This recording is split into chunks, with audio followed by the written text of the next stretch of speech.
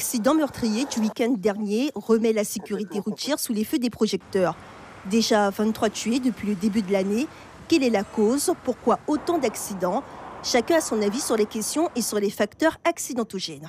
Moi, j'ai déjà eu des accidents dans ma vie.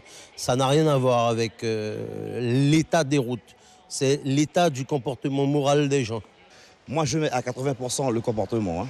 Le comportement, parce qu'il faudrait dire que les gens pensent que sur la route les appartient. Ils sont chez eux. Et le matin, dans les embouteillages, on voit ça.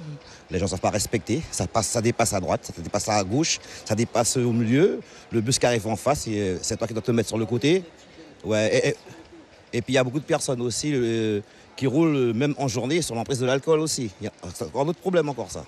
Rappelons que 90 km/h, c'est la vitesse maximale autorisée sur le réseau routier guyanais. Il faut bien sûr suivre et donc respecter la signalisation en vigueur pour assurer la sécurité de tous les usagers de la route. Mais quels sont les réels facteurs accidentogènes en Guyane?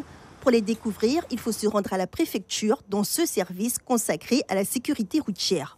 En Guyane, on a souvent tendance à dire que c'est la route qui tue, que les infrastructures ne sont pas entretenues et on oublie d'attirer l'attention sur le comportement des conducteurs. Souvent, la vitesse est en cause. Parfois, les facteurs aggravants, on peut les rencontrer tous les trois sur un même accident, vitesse, alcool, parfois même stupéfiants.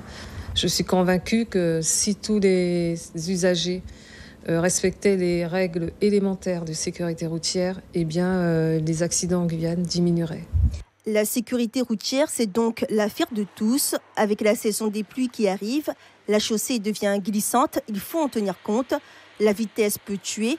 Alcool et conduite ne font pas bon ménage et pour être vu et se déplacer en toute sécurité, rien ne vaut un gilet réfléchissant.